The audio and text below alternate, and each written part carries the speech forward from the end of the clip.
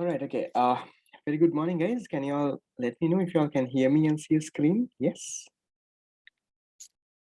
Can see a screen. Yeah. Okay, perfect. Give me a second.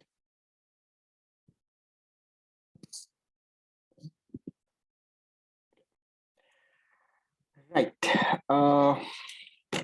Okay, a few things, guys. Okay, so before we start, just give me around 5 minutes because I have been getting so much of messages. I have not been able to reply to any of that, right? Asking about the mock exam series and all of it. If you all already know, if you all already have registered, then just bear with me. But for those who would have texted me, and maybe if you know a friend who has texted me, right, please pass on this message to them. I was not able to reply to any of the messages that came on board, right? So I'll just give you a brief about what is happening because I've got a lot of questions on when is this happening, right? What do we get out of it? Is it covering the theory, right? So there's been like 100 different questions that I get from different people, right? Answering all of that is sometimes a little bit too troublesome, right? Because there's so much that comes, right? I already have more than 500 unopened messages. I open at least 100 a day, but it still goes up back to around 500, 600 at times also. So okay, just to keep you all updated, right, on what is happening over here. Okay, there is, I think I would have a lot of people asked me for details and I told them I'll share it on the BYC group. So I shared it on the BYC group also. After that, I got a lot of personal messages on that. So I'll just keep you all updated on what is happening, guys. This is not nothing compulsory. This is nothing on that end. But what is happening over here? It's a final seminar covered through mock exams, right? So it's going to be 8 A-level standard targeted mock exams, maybe a little harder than A-levels, but not going to be easier than A-levels. And it is not past papers, right? So the mock exams, maybe a few past papers can be there here and there, what I feel important, but it's mainly its original questions that come. Okay, so it will be 8 mock exams. How things will happen? Okay, once you all pay and register at the start of the month, right? I have not yet printed the tutes and sent it out yet. I had messages on that also. So you all will be sent, right, a book, right? That book for, let's say, this month for September will have 4 mock exams. That is 4 MCQ papers, 4 part 2 papers, and also all the answers of those also will be there in that book itself. So on your end, what I would expect you all is every week we will be doing one of those papers, right? So I will not be giving you all time to do it in class, right? What we will be doing is you all will have to time it and do it at home. I'll give you all like a Google form for the MCQs where you all can submit your answers and automatically get it marked, right? But on your end, I want you all to be honest with yourself and do it honestly without checking the answers, right? Because if you're doing that it's a whole waste of money at the end of the day, right? So be honest to yourself, check where you all are. Okay, do the paper. So on Saturday we'll discuss the MCQ papers, and then on Tuesday ideally we'll be discussing the essay questions, right? That is how it will work, the part 2. So within 1 week we finish off one paper. Okay, the class times are Tuesday 7 to 10 p.m. and Saturday 7 to 10 p.m. and all class recordings will also be given. So until A levels, you can watch any of those recordings any amount of times. But then again, your recordings will be given from your recordings will be 7 to 10 at the night. Okay, 7 to 10 p.m. Right? Your recordings will be given to you as well. It will be given to you using an account, right? So you can watch it any amount of times, but then again, only one person can watch that, right? If your account is being accessed in multiple number of locations and devices, then your account will get blocked. Then your recording will go off. But as long as your recording is not accessed by multiple devices and all of it, you have your recordings until A levels. Even if A levels get postponed, let's say, your recording is there, so you can watch it any amount of time. So even if you miss, that's perfectly there. So about the fee and all, guys, it's 3,000 a month, right? Because it's 8 classes a month, right? It's not a 4-class thing. It's 8 classes. Per class is of 3 hours or a little bit more. Okay. Yes, you can access in 2 devices as long as the 2 devices are at the same location. Okay. So 2 classes a week, 3 hours each. All the tunes will be couriered to your doorstep. There is no additional fee that you need to pay apart from your normal fee, right? You can watch all the recordings online. It'll be completely online through Zoom. Because I think you all have, none of you all would have read this document, right? That is why there is 100 different questions. I think when there is a message that comes, please read things carefully. Even to prepare this, it takes time, right? I took the effort to prepare this so that people would actually read. So this has all the information. A lot of people ask me how to pay. They ask me how much is the fees. They ask me when is the date happening, right? Everything is clearly stated in this document. This document was sent as a link for in the caption, right? In the caption said for more information, and it was there. Anyone realize that there was something like this? No? You see something, the next thing that you do is drop a message. No, never realized that there was a document that had all the information. Okay, right? Okay, so everything is there, guys. In the caption that I sent, there is something called more information. This document is there. You all can check everything related to the fast track. The last 2 months, the mock exam series is available in this, right? The day and time is there, right? And then the class fee structure is there, right? How you can pay, what you can do, the platform details is there, and the exact plan is also there. What and what we are going to do on what and what days. So we're starting on the 11th of September. What are we going to do on day 1? So all the way in October, again 8 days in October, right? And by the 2nd of November, this entire program will be concluded. So that is the plan. 8 mock exams and we're done. So if you are registering, right, I'll ideally be sending the tudes by couriering the tudes on my end by somewhere around Tuesday or Wednesday, because the class is on Saturday. So if you can pay in and register before Tuesday or Wednesday, that ideally I'll say Tuesday, right? You all will also be able to get your tudes by Saturday. So I'll be able to courier it, and you should be able to get it by Saturday. I have not couriered anything yet, guys, right? All the tudes will be couriered together. I'm not going to courier small batches. So everything will be sent on ideally Wednesday. So you should be able to get it by Thursday or Friday, the entire book. So on your end, if you're registering, it has to be done somewhere around by Tuesday. You can register later also, that's no problem. That is that. Guys, recordings of these guys, if you pay and register for the mock exam series, you will also get the recordings. Guys, this is not a free program, I'm repeating, guys, right? This is definitely a paid program. So you pay and register, you will definitely get the recordings. Everything is sorted. Okay. Right, that's about that. Sorry for the additional 7 minutes that we took. Okay, we'll get back to our area, that is public economy. Okay, before we start, do we have any questions? I'll clarify all the questions and then let's start, because I keep getting like 100 different messages. Yes, anyone question? All the recordings uploaded on the website. Which recordings, which website?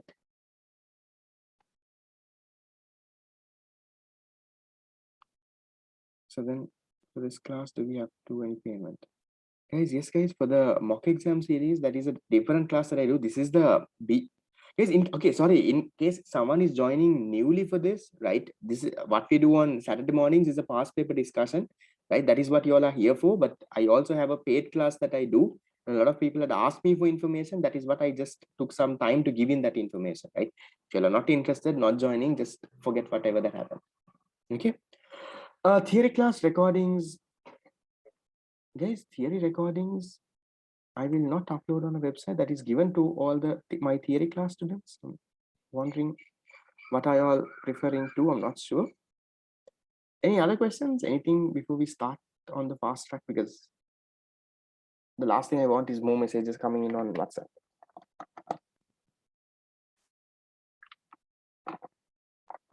No, fine. Right. Okay, so we'll start off with this. Okay, unit number 8, public economy. Okay. Before I start off, I'll just tell you what type of questions you all get, right? And how it would go. Okay, so if there's anyone joining new, I don't know if there's anyone joining new. That's the problem here. I think I sent the link also on the group. So there were a few people actually joining newly. Okay. Okay. What we do here and what happens over here. Yeah, this is a free past paper discussion, A levels, right? English medium, economics. Okay, so we discuss the MCQs, we discuss the essay questions. And how we do the discussion, we don't do paper by paper, we do unit by unit. Okay, so we started off with unit number 1, and now we finished unit number 7, and we're starting unit number 8 today. Okay, so we'll start off with the 2011 MCQs of unit number 8, guys. This is again for the 2021 batch, right? 2022 batch, guys, you all can hold. We'll do it later next year, right? So for the 2021 batch, ideally, right, because I don't think 2022 batch you all would have covered all of these units. If your school has done, then fine, you all can come and listen, no problem, but it will be done for you all next year as well. Okay, so for the 2021 batch, ideally, okay, so we go unit by unit. We start off with the 2011. For the 2022 batch, guys, you all have the normal theory and revision classes, which you all can join. That's a different story. Okay, so we go with unit by unit. We start off with the 2011 unit 8 questions. I think there's around 3 MCQs. We do that. We then go to the 2012 unit 8 MCQs. Likewise, we finish off all the MCQs of unit number 8. So on your end, what I would expect you all is to do the MCQs beforehand and come. I will not be giving time, right? Or expect you all to be doing it with me right now, because we don't have that much of time. I'm not going to just idle and look up and wait until you all do the question.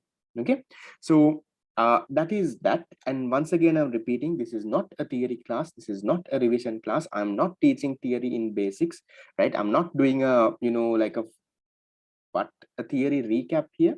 So on your end, I would definitely expect you all to have knowledge on the unit, right? So that could have come from your theory or revision classes that you all have gone to. So if anyone is here to study the unit for the very first time, you're in the wrong place, right? Because I'm not teaching the unit from scratch, right? I will be discussing the questions. I will be talking about the questions, and I will expect you all to have some sort of knowledge, right? With 2 months to go for A levels, that is a reasonable expectation on my end. Okay, you all can't be completely blank, and if you're completely blank, guys, that is a problem. Okay, with 2 months to go for A levels, right? I have seen a lot of people actually purchasing my revision class recordings from the website. Also, I currently understand how many people are blank these days, right? So that is up to you all. So okay, before we start, how many of you all did the questions? Yes. Exams will be postponed or not, I don't know, but I have a feeling it might. I can't say, but it's better to prepare for that it happen. Did? Yes? No? Good. Unit number 8, at least MCQs, at least for the next 5 years. Come on, guys. That is effort that needs to come on your end. If usually, right, if you've been there from the beginning, we usually at the very beginning, we discuss around, let's say, around 5 MCQ papers a day, no? Right? So if you're doing 5 MCQ papers a day, that's maximum around 20 MCQs. So if you can't take in 40 minutes to do the questions, right, that shows the effort on your end. Yeah. Okay, so nice to see a lot of people who have actually done. Guys, these questions will not be sent in the group, guys. These questions are exact past papers, right? So I'm hoping you all have a past paper book with you. Okay, so that's the year 2011 A levels. That's the question number 35. You all can check it in your past paper book. And for those, again, another thing, right? People have been texting and texting and texting like 100 different times on the PDF for past papers, guys. I think I've clearly sent it on the group, right? I had a PDF. I had a Google Drive with all the PDFs, right? So I added the 2020 paper also. So all of those past paper PDFs, if you all don't have a physical past paper book, I will expect you all to have one, but all of that is there in that thing, right? And apparently other teachers also have been using my thing. I just realized that, right? So I put in a picture of mine also inside the link. I put my name inside that, right? So that is about that. So that thing has all the PDF documents, guys. So you can go and check, right? It's coming from my Google Drive, the source. So you can go and do all of that and get things done if you don't have a physical past paper book. Okay, right? Shall we start? Yes, I think I took an extra 15 minutes already. Okay, so we'll start off with question 35 from the 2011 A-level paper. Okay, so this starts off with, which of the following is a source of market failure? Okay, which of the following is a source of market failure? Okay, now what is this whole unit about? In very simple terms, okay, in unit number 1, we study something called a market economy, right? Remember, market economies, planned economies, command economies in planned, command, or even mixed economies. We study in unit number 1. And then this exact market economy that we talk about, remember we say, what they use the price mechanism, resources are owned by the private sector, right? All of that.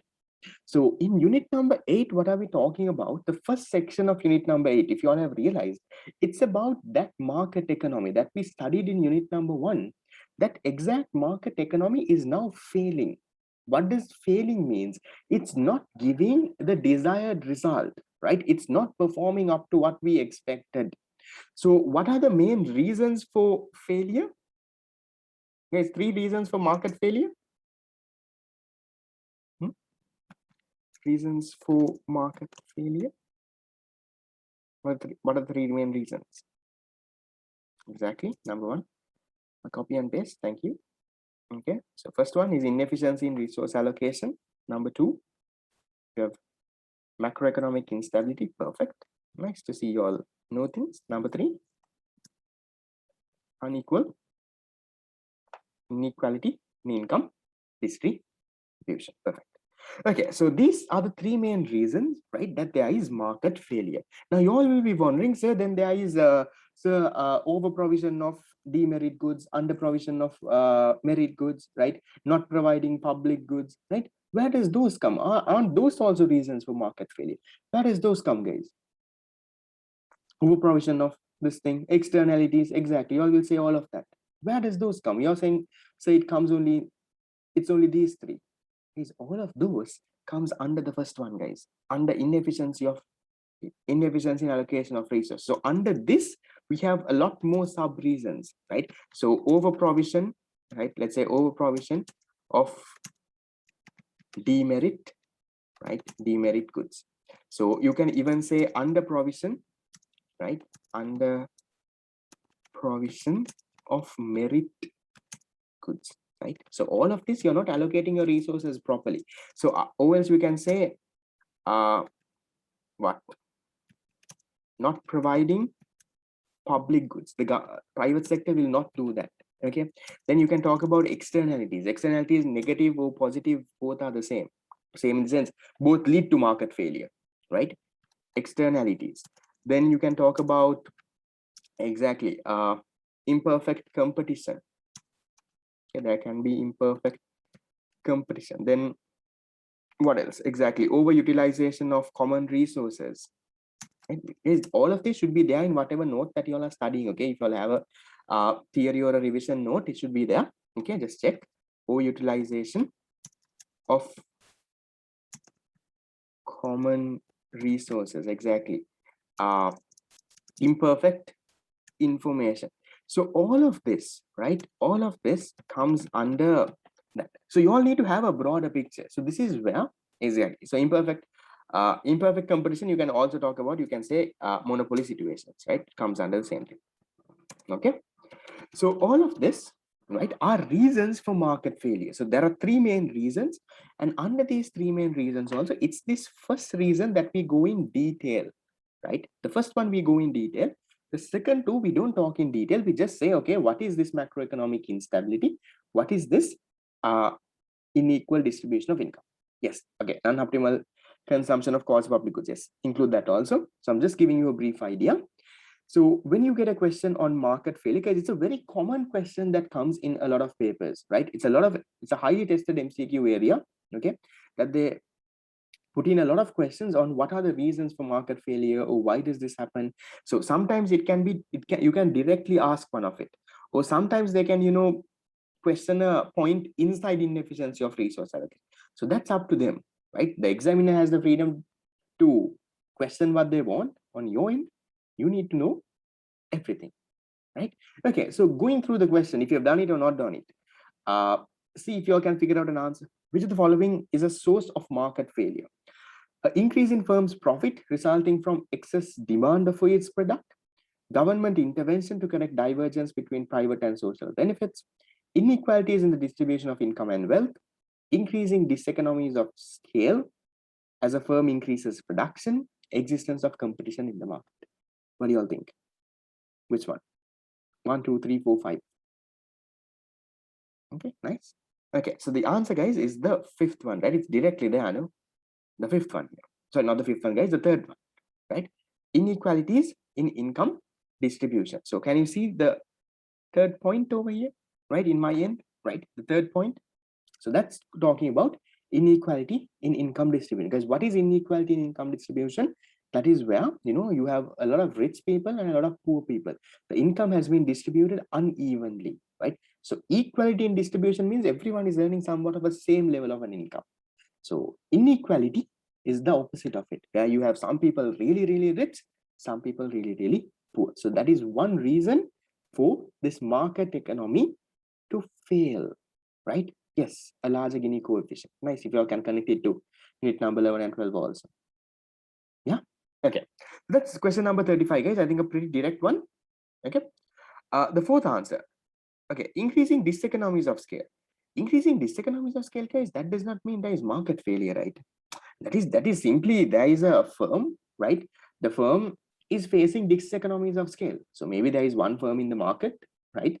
Maybe they have become very, very huge, right?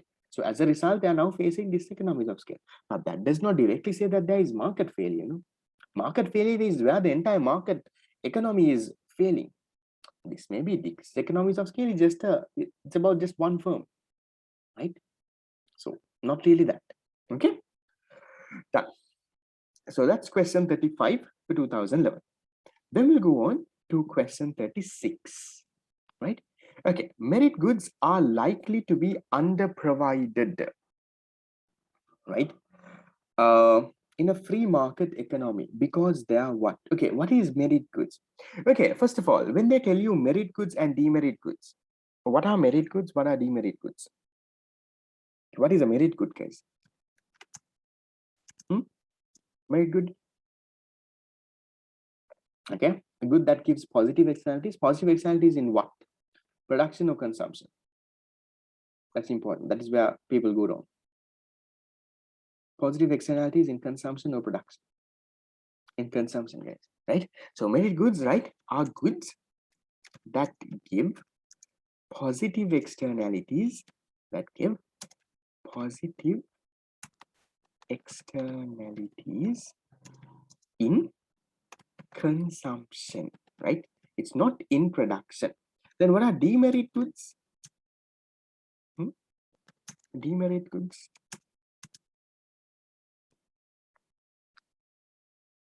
Negative externality, consumption or production?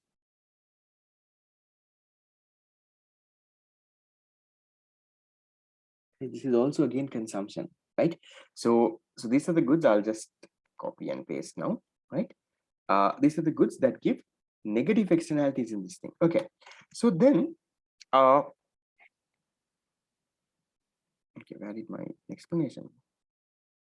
That gives, okay, negative externalities in consumption. Okay, now what is this negative externality? What is this positive externality? Didn't I record the session? It is being recorded. I really forget to record a session. I think that has never happened on my end. Don't scare me. Okay, right, on this. So then production isn't very good. Good, guys. Well, a good is a merit or a demerit comes in externalities in consumption, guys, not externalities in production. Okay, remember that.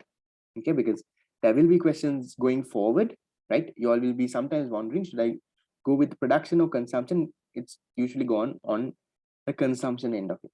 Okay, so then you have this, right? Now, if you talk about the benefit, okay, now, okay, first of all, when you talk about social, okay, when you talk about consumption, do we usually talk about the benefit side of it, or do we talk about the cost side of it? Which side of it do we talk about? The benefit side or the cost side? Talk of the benefit side, right? So we say the social benefit, that is the benefit to the entire society. What is our equation? The benefit to the entire society is equal to the private benefit, is the benefit that you get plus any external benefit. That is, let's say now, for example, a merit good that I can give you an example is, let's say now, right now, you're coming to this class, right? So you're coming to this class early morning at 7 and you're learning something out of it. So from that, right, so maybe the private benefit you get, let's say we'll quantify it, we'll say it's 100, right? So you're getting a benefit worth 100. Now, because you're learning, maybe you might go and help out a friend, right? You might help out your friend who missed the class today. You might go and, one day learn these concepts, apply it in your workplace, right? You might do something to the economy. So there is an external benefit also that can come in the future, or even right now, that could be an external benefit. Someone else other than you and me, other than the consumer and the producer, is getting benefited. A third party, in other sense, is what you call, okay, an external benefit. So in that case, the social benefit would be, right, let's say 120. Okay. So what happens here is, okay, now in this end, can you see that the external benefit is a positive, right? It's a positive external benefit. Whoever who is there, right? Whoever who is the third party, let's say your friend or the economy one day, they're positively being impacted. So that is what you call a positive externality in consumption, right? Merit goods. So merit goods have positive externalities in consumption because you're consuming. Maybe other examples I can give is you getting vaccinated, right? Because of COVID-19, let's say you're getting the vaccine. So you also have a private benefit. The external benefit is you're not spreading the virus to someone else. So the benefit to the society is much more higher. Then if you look at demerit goods, like things like, let's say alcohol, let's say drugs, right? So again, this also works the same way, right? So how do you get the benefit again? Again, you look at social benefit is equal to the private benefit plus, right, the external benefit. So let's say you're smoking right now. Let's say after school, right, you want to have a good time. Okay, maybe with the school uniform, they might not give you a cigarette, but okay, let's say you somehow try and sneak in a cigarette, right? So let's say you get a private benefit of 100. Guys, you need to realize that in a demerit good, the private benefit is not a negative, right?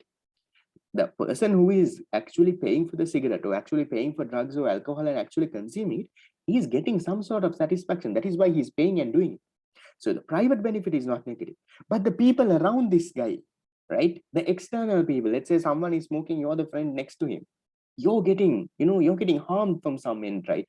So the external benefit here is a negative, right? That is what you call a negative externality in consumption. The social benefit at the end of the day, right, is in this case, it's 80, right? So the social benefit is 80 here. Right? So private benefit is 100, external benefit is a negative 20 because they are getting actually harmed. So the social benefit is equal to the private benefit and the external benefit, the social benefit becomes 80. So that is that case, right? So in this case, can you tell me now, if you compare social benefit and private benefit, which one is higher in a positive externality? Social benefit is higher than the private benefit or lower than the private benefit? The benefit to the society is higher, right? So you can say social benefit is higher than the private benefit, because I'm hoping you all know these signs. And then on this end, what can you say? On a negative externality or a demerit good, you can say that the social benefit is lower than the private benefit. So that is how that looks like, because I'm not going to draw the curves on there, right? I'm hoping you all want me to draw the two curves? Merit good, demerit good. No, I all okay with the diagram. Fine, no? Okay, not needed. Okay, so then, okay, merit goods are likely to be underprovided. Okay, so why are these goods underprovided? What is the logic behind it? Don't memorize anything here. Why are these goods underprovided, guys? Now, we say goods with positive externalities are underprovided. Why are they underprovided? Why is this thing? Why? Free rider. No free rider here. Yes, remember merit goods and demerit goods, they are private goods, right? Remember, you have public goods, private goods. These are private goods. Okay? These are private goods. So private goods is what is broken down into merit and demerit. Okay, why are they underproduced, guys? I want a logic here. I don't want saying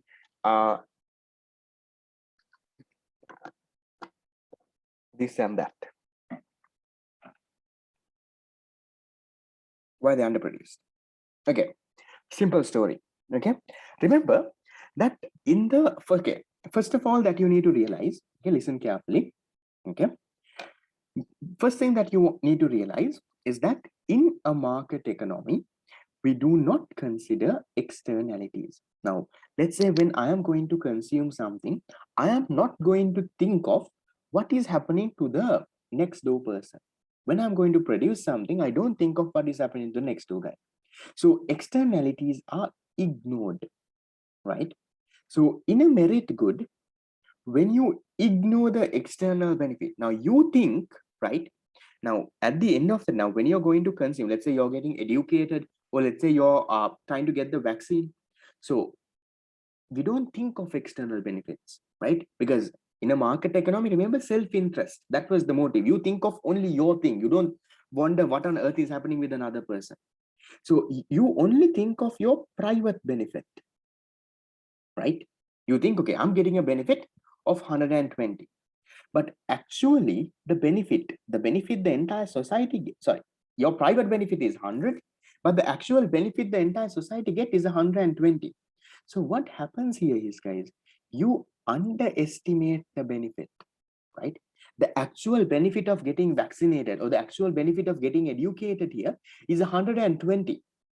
But what you do is you underestimate, because you don't think of externalities here. You only think of your side, right?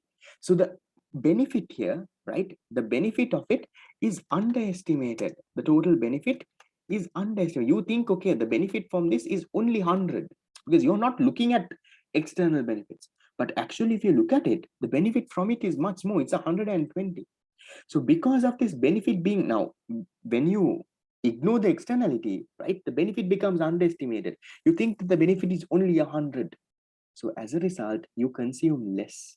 So this is under-consumed, guys, right? So we can say, why are this? So they are under-consumed. Why are they under-consumed?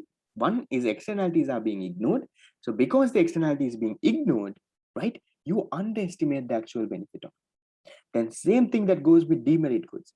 In demerit goods, what happened? Now, for you, you think the benefit is, you think this is the benefit. You think the benefit is 100, right? But the actual benefit for the society, right, is only a 80, right? You ignore this 20. So what do you do here? You overestimate the benefit. You think the benefit for the society or benefit for everyone from smoking this cigarette is 100.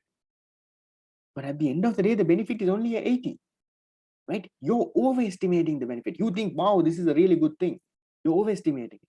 So as a result, what happens, guys? These demerit goods, they become overconsumed, right? Or you can call it overconsumption. Okay, so that is that story. That is why it's underconsumed. That is why it is overconsumed. Okay, so you need to know the stuff here, but you need to know the market economy. What do? They ignore the external benefit. Okay, right. Okay, now give me an answer. Merit. Okay, merit goods are likely to be underprovided in a free market economy because they are what? Private benefits exceed social benefit exceeds social cost, I don't know. Okay, first of all, whatever answers that says cost, cut it off. Because when you're talking about merit goods, we're talking about externalities in consumption. So cost talks about externalities in production. So cut off all the externalities in production ones. We'll cut off a few answers. So, okay, this talks about cost, cut it off, cost, cut it off, cost, cut it off. Okay, so we end up with two answers left. Answer number 1 and 4. Private benefit exceeds social benefit. Okay, merit good. Social benefit exceed private benefit. Yes, come on. I think isn't that a very obvious answer that is over here? Yeah, the social benefit exceeds the private benefit. So we end up with answer number 4, guys. Okay, that is that. Okay, right, done with that. Yes, now since it's the first class, this is why I give you some additional information about different stuff. Going forward, if the same question is repeated, I'm just going to say you refer to this question. Okay, so that is why the first class is very important, and I think that is why most of you all have showed up in the first class. Okay, right, that is question 36. Okay, question 37. Okay, when applied to a public good, non-rival in consumption. What is non-rival in consumption? So public goods have, okay, when you're categorizing goods as public, private, quasi-public, right? And all of that. What does this mean? So you have, okay, you have two characteristics that you look at. You look at rivalry, okay, rivalry, and also you look at what? What is the other thing that you look at, guys? One is rivalry, and two things, excludability, right? So these are the two things that you look at, the two primary characteristics. So when it comes to public goods, always remember this with an example, right? Don't memorize things. Now think of street light. Okay, think of street light, right? The light outside your house, right now was, it might be on, right? Street light. Okay. So rivalry means there is some sort of competition, because I come in, another person can't come in. Remember the days we have 100 participant Zoom account. Okay, so let's say I had 100 participant Zoom account today. So when the 100th person come in, the 101st person can't come in, right? There is rivalry, there is some competition between things. But when it comes to street light, do you think there is competition? Yes or no? Just because I get street light, will the next door person get lesser street light? Just because my house is getting benefited from street light, right? Does the other person get less? No, right? So in a public good, we say rivalry, it's non-rival, right? It's non-rival. Why is it non-rival?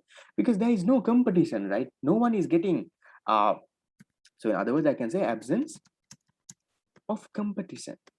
Okay, there is no, just because I get it, that does not stop another person from getting it. He can also come and get it. Then what is excludability here? Now, if you take street light, now, can the government stop you from consuming street light? Let's say there are 5 houses in your lane, right? You're the people who are creating a big issue, right? So let's say you're not paying your taxes, or let's say the government is, let's say, charging a price also for street light. You have not paid that price, right? So can the government stop you from getting the street light? No, right? Because if the other houses have paid, obviously they will get. Even if one fellow pays, it's enough, right? So at the end of the day, everyone is going to get. So it's non-rival and non-excludable as well, right? You can't stop. Non-excludable means what? How do I put this? Okay, so you cannot. Okay, nice. Perfect answer. Inability to prevent people who do not pay a price for the good, right? So let's say they don't pay a price, you can't stop them from consuming it, right? So at the end of the day, you have to give it to them as well. That is what non-excludability means. So then, okay, now they're not asking all of this. I'm just telling you the brief context. So, okay, why does the private sector don't provide these public goods? Why don't they provide goods like street light? Why don't they provide? Guys, they don't provide because they can't charge a price for it. Why can't they charge a price? Because now they're okay. At the end of the day, they are profit oriented, right? So private sector does not provide because they can't earn a profit. Why can't they earn a profit? Because they can't charge a price. Why can't they charge a price, guys? They can't charge a price is because of this non-excludable reason. Because even if a person pays or not, right? How you can't stop this person giving it, right? You can't stop this person from getting exactly the free rider problem. Okay, so okay, now for example thing, right? Now in your lane, right? They say if you want light to pay 500 rupees a month, right? If you want street light to pay 500 rupees a month. Now let's say me, that I'm also living in the lane. I know, okay, even if I don't pay, I will still get that lane. I will still get that light. So why will I pay? Am I that stupid? I know even if I don't pay, I'm going to get it, right? Okay, now let's say, let's say simple story. Let's say this Zoom session that we are having, right? The Zoom session that we are having, okay? Let's say, I say, okay, if you're coming from next class onwards, per class, you have to pay a 250 rupees, right? I put a price. But then what I do is I share the link, right? On all the Beyond the Classroom groups also. I don't check who comes also, right? So I'm not excluding you, no, right? So will you ever pay the 250 and come then? No, even if there is a price, you will never pay and come because you're not being left out of it. Even if you don't pay, you're able to consume that good. So that is what non-excludable means. So the private sector will never provide those type of goods. Guys, don't connect it to my class here, right? I'm just saying. So the private sector will never provide because they can't charge a price. Why can't they charge a price? No one is willing to pay a price, because even if you don't pay a price, you still can consume it, right? So those things can come in the future questions, right? So then when applied to a private good, non-rival in consumption means that what? There's a single monopoly supply of the good. The consumption of the good by one person does not reduce the amount available to others. The people who do not pay cannot be excluded from consumption. If the good is provided for one person, it must be provided for others. The resources used in its production could not be used to produce other goods. Which one? What is non-rival here in a public good? 1, 2, 3, 4, 5. Easy question, right? It's answer number 2, guys. The consumption of one person does not reduce the amount available to another, right? So absence of complaint. Just because one person gets it, just because you get benefited from street light, does not mean your neighbor gets lesser street light. Yes, the free rider problem means, right, people who don't pay, they are also able to consume the good. That is what free rider means, right? So free rider problem comes with non-excludability. So since these goods are non-excludable, so even a person, now for example, let's say your lane, right? One person pays the tax, but the other 4 people, let's say in your lane, does not pay a tax. So these people, they're still getting the street light, but they're not paying anything. So they're free riders. So free rider problem comes with non-excludability. So when you can't exclude people from consuming it, there will be people who will be consuming it what? Freely as well. Yes, rivalry means there is competition. That is when one person consumes, the other person gets less of it. So any private good, guys, right? So let's say, let's even say a cigarette, right? So let's say in the total country there is 100 cigarettes, right? So let's say one person buys 1 cigarette, that means it leaves less for the other people, right? So there is some sort of rivalry. Again, yes, food, right? Let's say you go to your okay, now have you all realized your school canteen in the interval? Yes, in the interval, your school canteen, how rival it becomes. Everyone is fighting. I also remember, fighting, someone going and ordering your thing.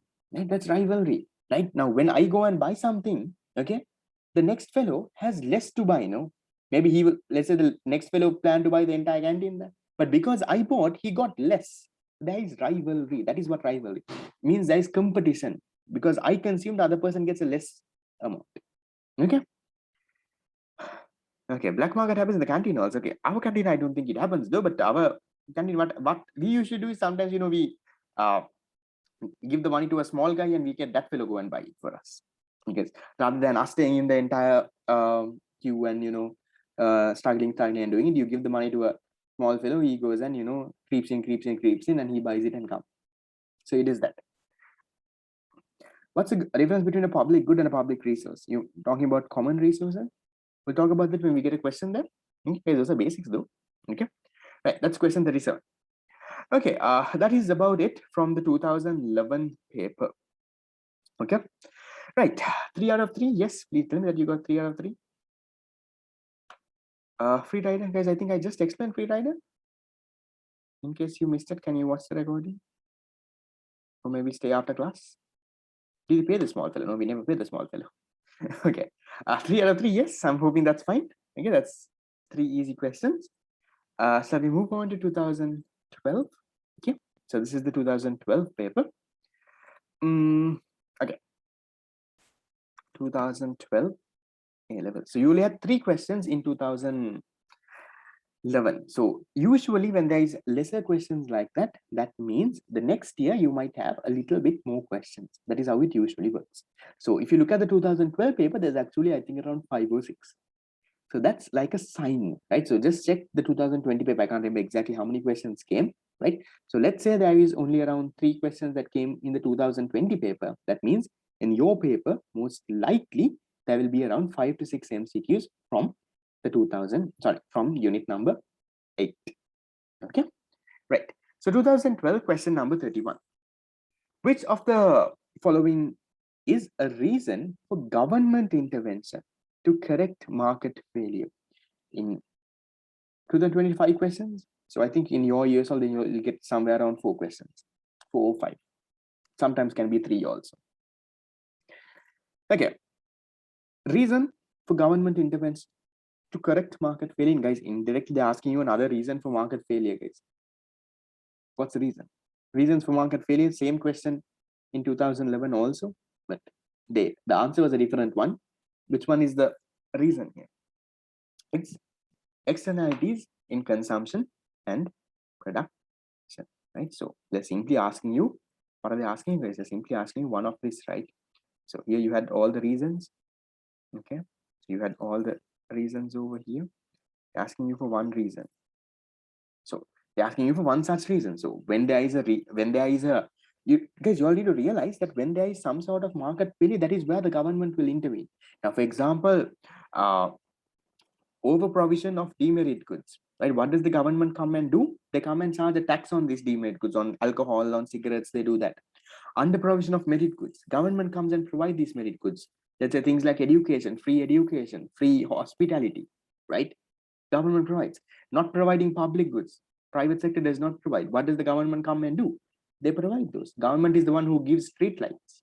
Okay, so negligence of externalities, because there is externalities, there are goods being underproduced and overproduced. So government again comes and gives consumer subsidies, producer subsidies, maybe taxes, right? And they try to get it to the correct amount. Okay, so different things the government does. So why does the government intervene? Right, reasons for government intervention is because there is some reason that is causing market failure. Okay, so in this case, it's the third one. So because there is externalities in production and consumption, the government might intervene, right? They might give in a tax, they might give in a subsidy if it's a positive externality. Okay, so they can do different things like that. That's 2012, 31, an easy one.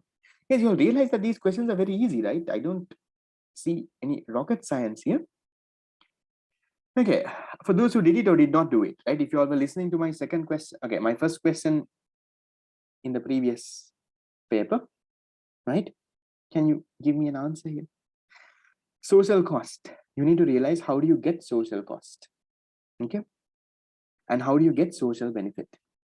Table below indicates private and external cost and benefit resulting from building a coal burning power station. Private benefit is given, external benefit is given, private cost is given, external cost is given. Okay, how do you get social cost, guys? Simple things, right? How do you get the social cost? Social cost is equal to your private cost plus your external cost. So how much is your private cost? Private cost is 190. Your external cost is 140. So your social cost is equal to how much? 330. So then if you look at your social benefit, right? Social benefit is equal to private benefit plus external benefit. Your private benefit, how much is your private benefit? Your private benefit is a 180. Your external benefit is a 110. You add the two together, you get 290. So what are they asking in this simple context? Is that your answer? No. They're asking you social cost minus social benefit, guys. That's 330 minus a 290 is a 40. So your answer becomes a 40 billion. Yep. So simple questions like that, guys. There is no rocket science at all in these questions. Okay, done. So that's question number 32. Then we'll move on to 33. Okay, that's again this one. Okay, so one reason why free market fails to achieve an optimal allocation of scarce resources is because, guys, they're asking you from the first part here. Same area is being tested, right? If you don't realize, they're asking you one reason from the first one, not from the second or the third one, right? Not one reason for market failure, but under this, right? They're asking you, so inefficiency in resource allocation, that is what they're asking you here, right? So they're asking you one reason Okay, one reason for this. So give me a second, I'll highlight a different color. Okay, they're asking for a reason for this. This is what they're trying to test. What's the reason? One reason why the free market fails to achieve an optimal allocation of scarce resources. One, public goods are provided free of charge to users. That is not the reason. The reason is public goods are not provided. Okay, that's the reason. Positive externalities lead to overproduction. Positive externalities lead to, how do you correct that? How are you going to correct that? Exactly. Positive externalities lead to underproduction, or you can say negative externalities lead to overproduction. Okay. There is underproduction of goods with positive externalities. Yes. Remember I showed you, right? I showed you that these goods with positive externalities, they are underproduced and they are underconsumed also, right? So because why? A good with a positive externality, you ignore the benefit to the outside parties, right? You're not looking at the benefit for outside parties. You only thinking of your benefit. So you're kind of underestimating the benefit there. So as a result, you produce less. Okay. There is an underproduction of goods with positive externalities. That's the answer should be. Individuals and incomes are not identical. Guys, remember, now see this is also a reason for market failure, but that does not come under this first one, right?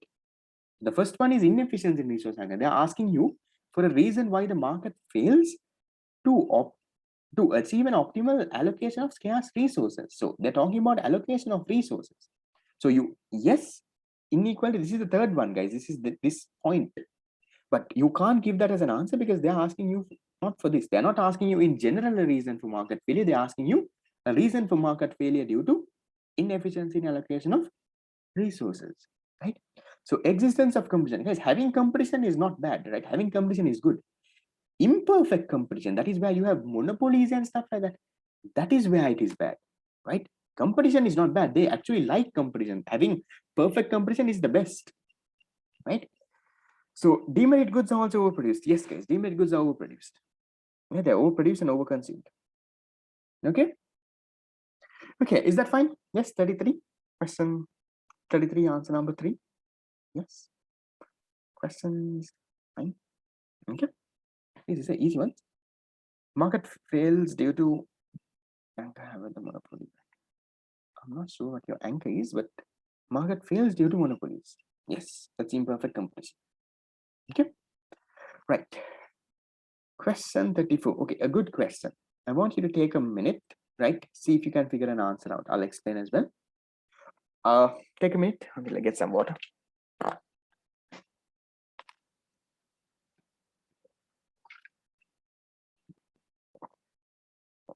I'm waiting for answers.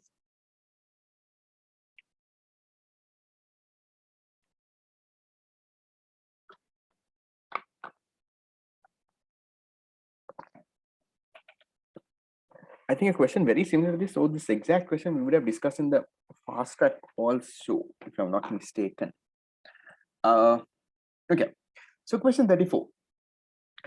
The diagram below shows market demand and supply curves of a merit good. Okay, there is a merit good. That means a good that is giving positive externalities in consumption.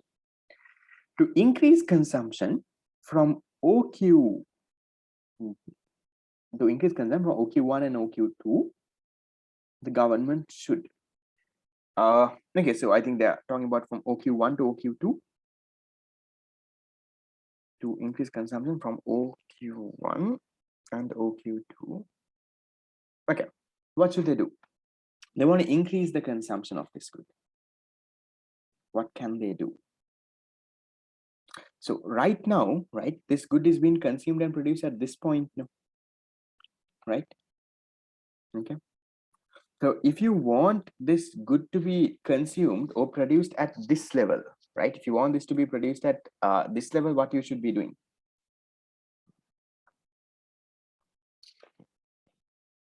What should you do if you want it to be produced at that level? So how can you produce, how should you do this, right? Now, just think of basic demand and supply on our end, right? How should this happen? If maybe if the supply increases, right? If the supply increases, then it can be produced and consumed at that point, right? Get some common sense. Now you're here right now. You want it to be consumed at this point. So how can you do that? How can you make this come over here? Think of basic demand, supply. What? You can provide a subsidy, right? If you give a subsidy, what happens? The supply increases, no? So if you want to increase consumption to that point, right? So one thing that you can do is you can provide a subsidy. So if you, how much of a subsidy? This much of a subsidy, right? Remember guys, I'm hoping you all remember your unit number 3, right? You remember unit number 3. So this much of a subsidy, now this is the distance, right? So if you connect this to this axis as here, right? Remember this is the unit subsidy. Remember something like that? No? Unit number 3? Yes. So what is this distance? In simple terms, it's this, right? P1, P3. So if you give in a subsidy, then you can go in there. So there are other answers on this end, right? I'll show you why the others are wrong, right? So some people told you this, right? Some people told me provide a tax. No. So if you provide a tax, it doesn't go this way, no, guys, right? It will go on to this side, right? You're not going to achieve OQ2. So definitely not that again. Some second one is the answer, right? Then impose a maximum price. Now, if you put a maximum price at this point, right? Because you know what happens, right? Yes, consumers are willing to consume at this point, but production happens at a lower point. So you might not actually be able to consume at this point. So the moment you put a maximum price, the supply will fall. So the supply falls means even though consumers are willing to consume Q2, since suppliers are giving only, I don't know, let's say this quantity of X here, the consumption will also take place at that level, right? So you can't be consuming at Q2 if you put a maximum price. Okay, try to get that. And then this one, impose of a minimum price. So if you put a minimum price of OP2, right, OP2 anyway, minimum price is not the solution, and OP2 is already our equilibrium price. So you will not get that, right? So maximum price OP3. Yeah, guys, maximum price OP3 is wrong because if you put, okay, that's anyway wrong. So maximum price will not be set at OP3, that's the first place, right? But even if they set it at OP1, it's still wrong because there will be an excess demand. Today you can't really argue there. Okay, and then introducing guaranteed price, guys. Guaranteed price is a minimum price, right? They guarantee a price, but again, if you put a guaranteed price of OP1 also, it doesn't solve the thing. So there can be excess demand, excess supply situations, and it will not reach the proper amount. But if you can give in a subsidy, that is what the government actually does, guys, right? For positive externalities, okay? They provide subsidies. Now, even if you look at the vaccine right now, guys, are you all paying for the vaccine? No, you're not paying for the vaccine. It's a positive externality that people are getting, right? By getting the COVID-19 vaccine, right? It's a positive externality. The government is paying it for you. They're subsidizing the entire cost for you. You're not paying a cent, right? Now, did that vaccine, was it produced free of charge? No, there was some amount that went in to produce that. So government subsidized the entire thing and they gave it to you because they want to increase the consumption of it. Because if they go and let's say charge a price for it, most of you all might have not got vaccinated, right? Because some people don't have the money.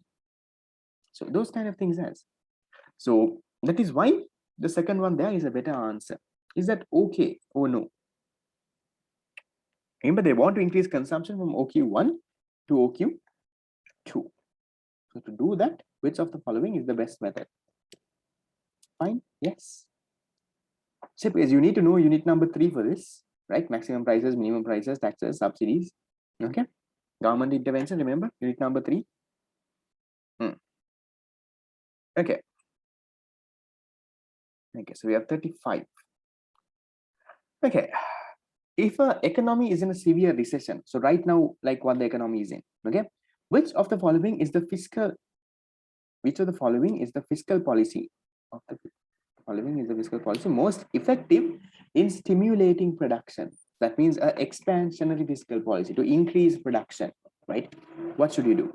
Government spending increases, government spending decreases, personal income taxes are increased, central bank buying securities, central bank selling securities. Okay, first of all, from these 5, can you tell me which answers does not belong to the fiscal policy? It does not come under fiscal policy. Which one? from 1, 2, 3, 4, and 5. Exactly, guys. The last two, right? The last two comes from what? It's a monetary policy, no? Central bank buying and selling stuff, they're monetary policy, they're not fiscal policy. So there it goes off directly, right? You can cut it off. That is what we studied monetary policy, and all of it we would have studied last class, right? That's monetary policy. Then now you're left with three answers. Okay.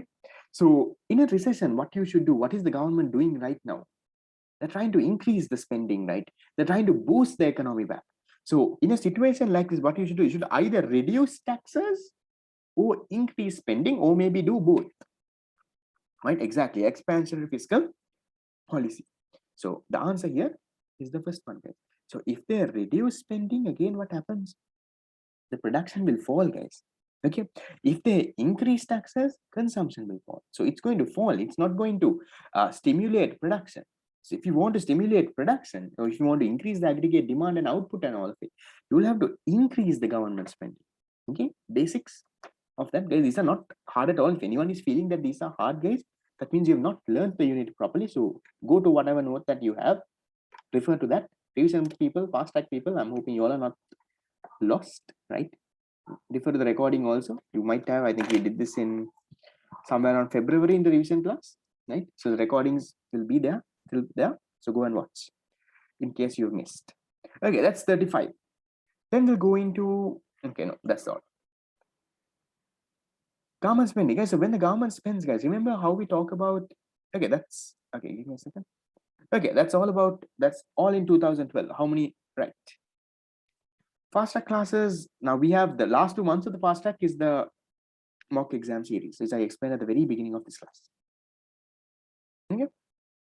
All correct? Yes? No? I think it's an easy paper. Can get all done. Yes. Okay, there was a question.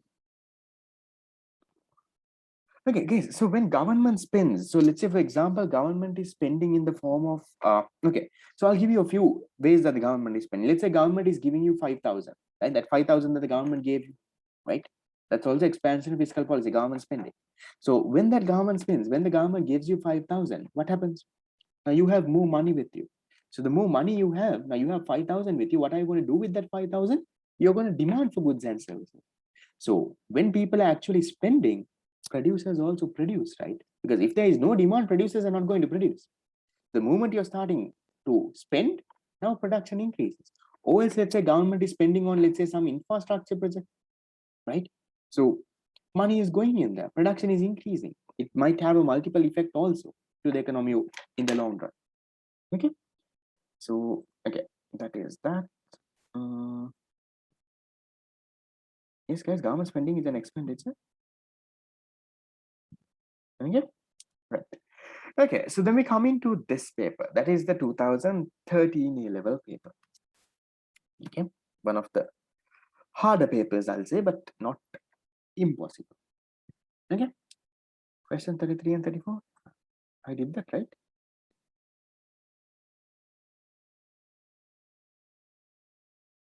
Guys, in 2013, have I not done 33 and 34? In units, just check. When I was going to, did I not cover that? Check if 33 and 34 in your past paper book is unit 7 or unit 8. Did we did or did we not do? I think it was unit 7 because I don't know. It's unit 8, not done. Okay, 33 and 34 I should do. Okay, sorry about that. Let me share my past paper folder. How did I not see those questions then? Econ past papers. Hold on, my PDF. Question 2013 A levels. Okay, question. What? Okay, there is a question. Sorry, on my end, I think I would have missed it. Sorry about that, guys. Okay, I'll directly put this. No, okay, so there's these two questions. Okay, can you give me a second? I'll copy and paste this into my board itself.